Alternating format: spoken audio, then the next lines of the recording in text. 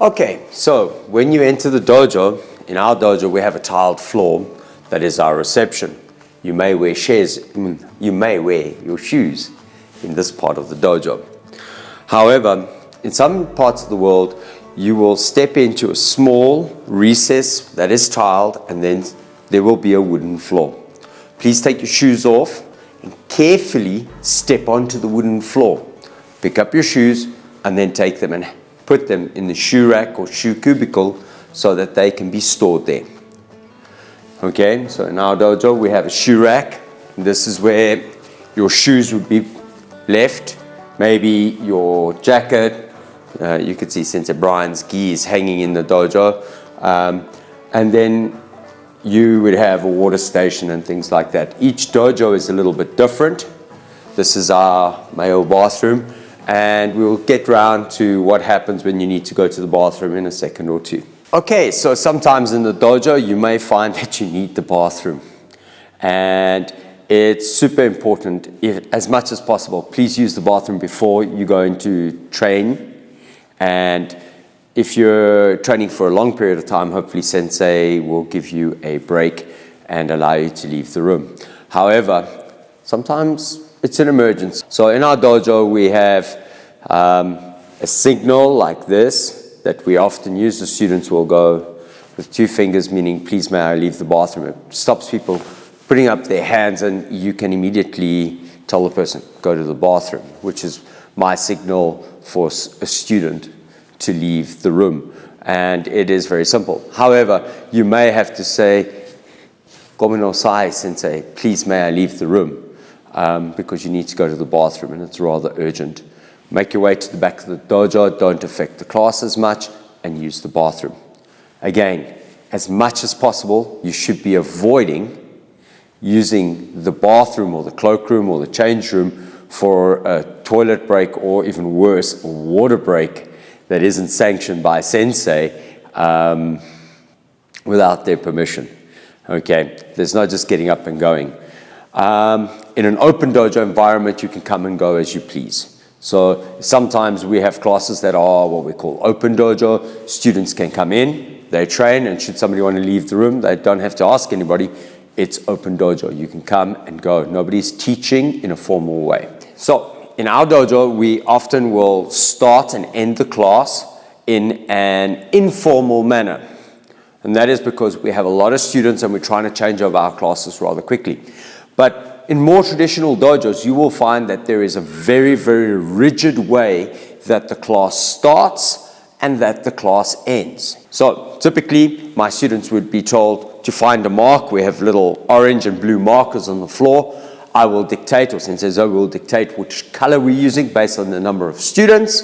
Students will stand on that marker in any random order, and we will simply take a bow. So somebody would call one of the senior students, "Shomini, Rei." Then Sensei will turn around, student will call Sensei ni, and all the students will actually turn a little bit just to look at Sensei, and Rei. And we normally say, "Oni gashimasu." Please, will you help me? Please, can you assist me? And that is the official start of our class. At the end of the class, we will follow the exact same protocol, and then maybe if there's been partner work or kumite or fighting in the dojo, you might be asked to face a partner, since Zoe is going to just step in. And so if the students were facing front, somebody would say, "Otogani," and you would face each other, "Rei." And again, you would say, "Arigato gozaimasu" to your partner and to Sensei, because you are thanking them for helping you during the course of the class. And so this is how the class will unfold as you are training. So that's the casual way, informal lines, maybe even in a circle, how the class may start and end. This is not common practice, though, for a lot of karate schools, because they like to hang on to the very traditional way of lining up. So for the most traditional way of lining up, and we're going to use my dojo as an example, since Zoe is going to be the most senior student, if I'm the sensei, and she's going to stand on the furthest block away from the door, or the back door, basically in the deepest part of the dojo. And then on the next block will be the next highest student. The ranking system is based on two things. One, your grade, and who got the grade first. And two, if you both graded at the exact same time, who is the more senior person based on age. So a student who is incredibly talented and is a young child and is a brown belt, let's say, and an adult who is a brown belt graded at the same time, you've got the super talented student and you have this adult who is maybe, let's say, not as talented. The adult is the senior. And it's not because they're an adult first, but it is because their grades were the same. Now, if you happen to have a child who is a senior, let's say a brown belt, and an adult who is a lower belt, let's say a green belt, the brown belt is the senior, and they will stand in the higher position. And this is kind of very humbling for adults, because sometimes in a class you may find that you have a young teenager standing on the most senior block, and you may have adults who are beginners standing in the rows behind. And so you would work down the rows, highest to lowest, highest to lowest, all the way until you get to the very back corner of the dojo, where you would then have the lowest student. Our dojo uses a mentor program, which might not be the same in other dojos, or an assistant, or a teaching helper, who could be an adult student or a teenage student who is moderate to high grade, maybe not necessarily a black belt, and they will then stand aside from the lined up structure on the outside. So I'm going to stand where, hopefully we see this on the camera, a assistant would stand and they would do the calls to start and end the class. So they will call the students, line them up, say to them, line up. They will probably do the warm-ups, and then during the course of class, they will walk through the class and help corrections so that the students are constantly undergoing corrections. Also help students tying their belts, make sure that a student who loses a belt gets their belt quickly put on and tied up very quickly so that the class continues and that you're not having sensei tying belts every 2 minutes with the 5-year-old class. So there's a whole bunch of protocols that are continually being used within the dojo. Okay, so I am going to do the, I think myself and Sensei Zoe will demonstrate what would happen. I will do the call without the sensei for the way that a class would typically end, and I would like you to imagine that the sensei is in the front, okay? And hopefully the camera will pick us both up. Kyotsuke! Seiza!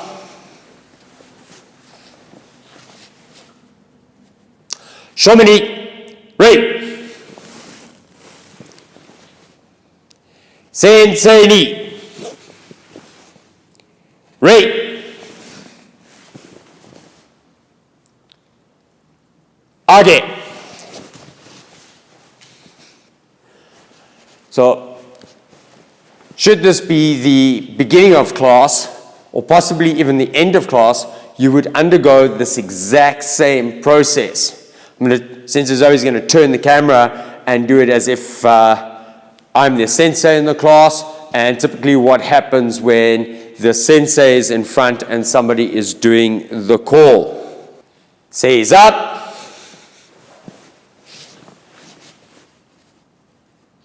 Shomini, Rei.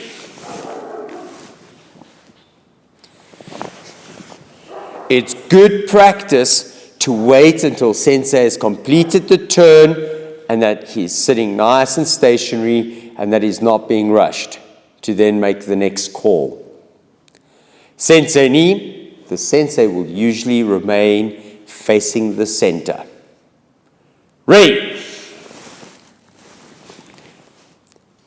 In small detail, left, right, bow. Up, left, right. elbows in, legs not too wide. I usually say 2 fists between the knees, toes tucked over one another at the back, body up straight. So then you're sitting in a nice and neat seiza position. The beginning and end of class, you may find that you sit for a prolonged period of time.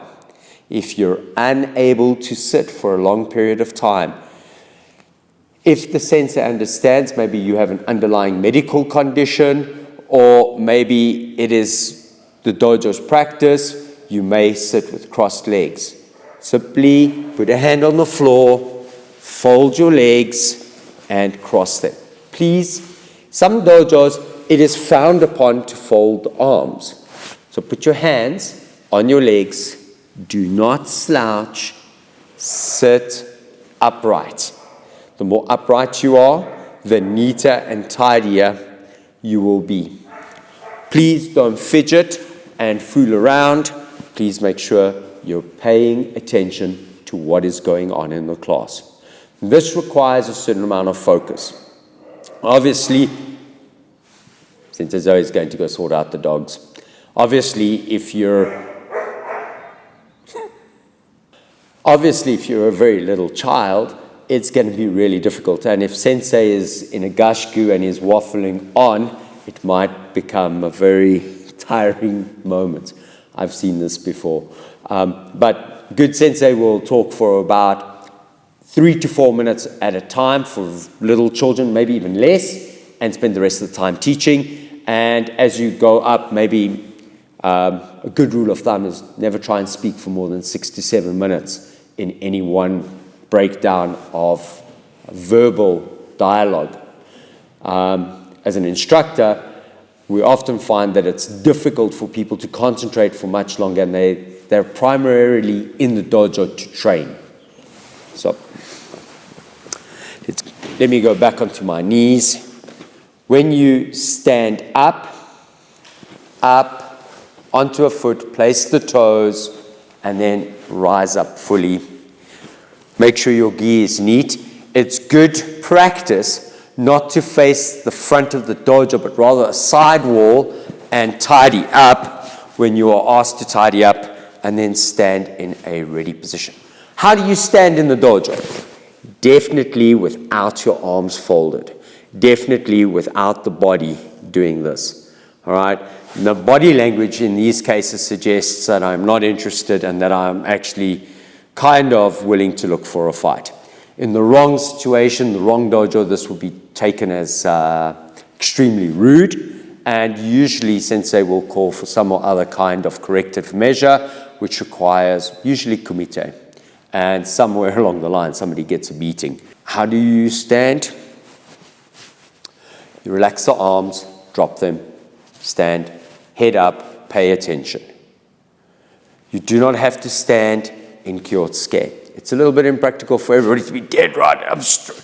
All right, relax like this. But don't make a big deal out of it by doing something huge like this, especially in a typically Okinawan Goju environment.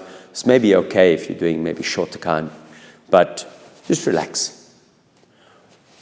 When you come to take a bow or to start some or other formal training, hands on the side, bow, or bow, depending on what your school does. Do what your sensei says, yoi or yoi, and then proceed with class.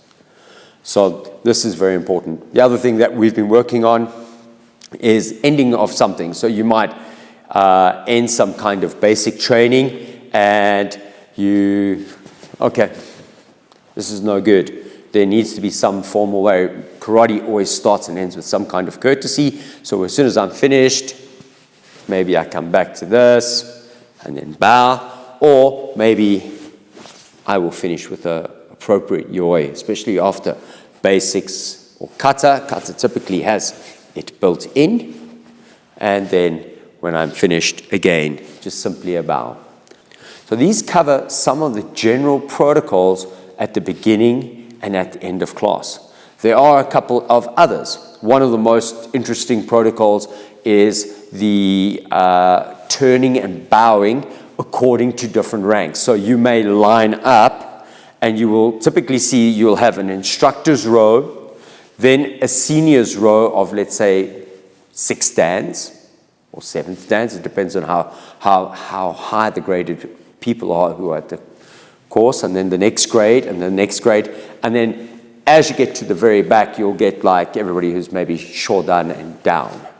And so somebody will do the end of class, and you will find this where they're bowing to the sensei who's doing the teaching. Then they will bow to the 7th dance. So there you'll have something like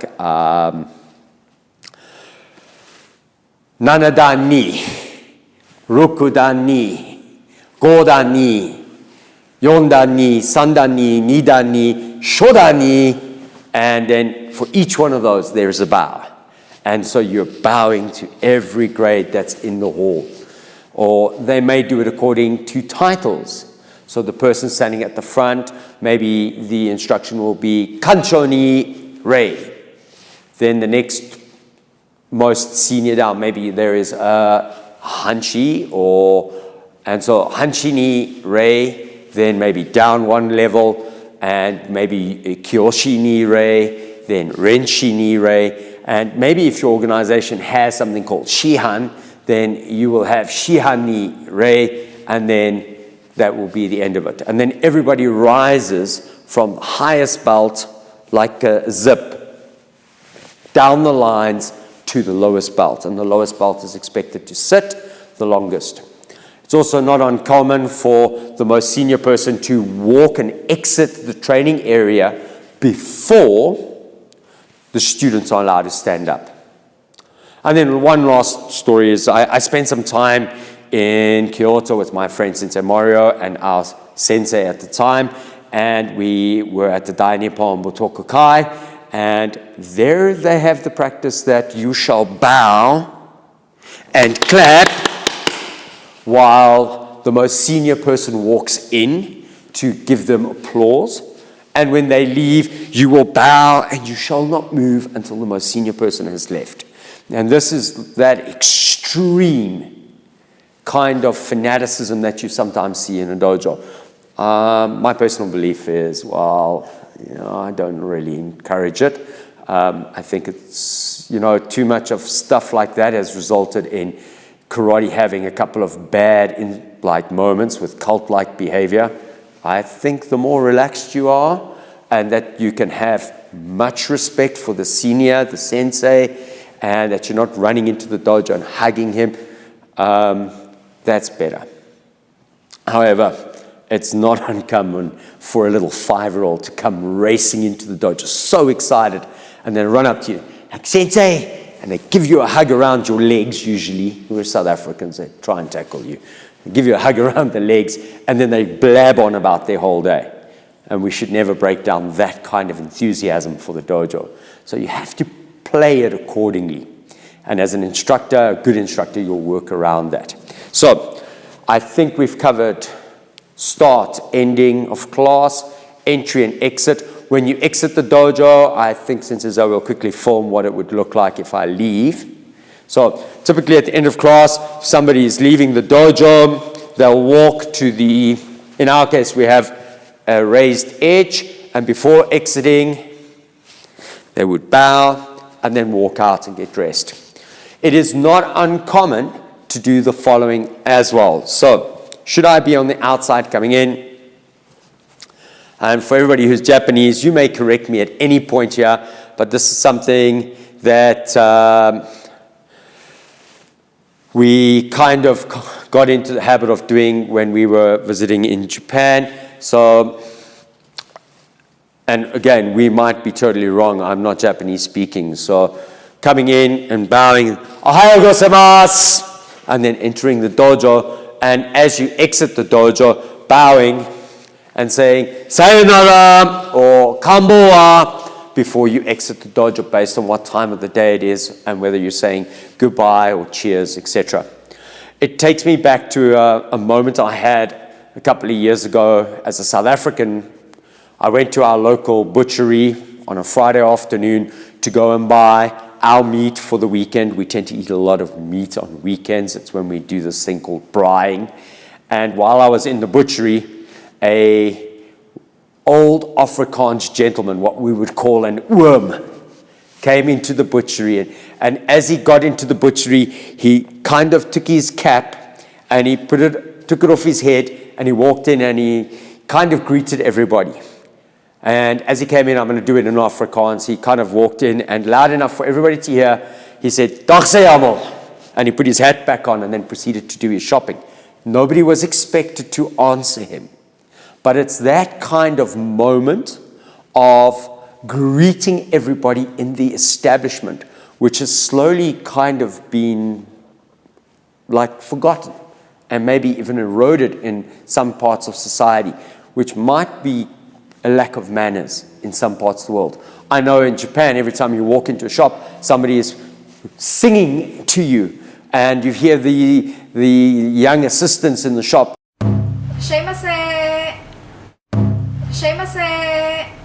And everybody, and it's this thing that we've seen you, we've acknowledged that you're in, and I think that is something that has a valuable place inside the dojo. And obviously, it doesn't have to be very loud, but it has to be audible enough that should sensei be busy, sensei knows that you've walked in. So that is the reason for maybe bowing at the entrance and exit.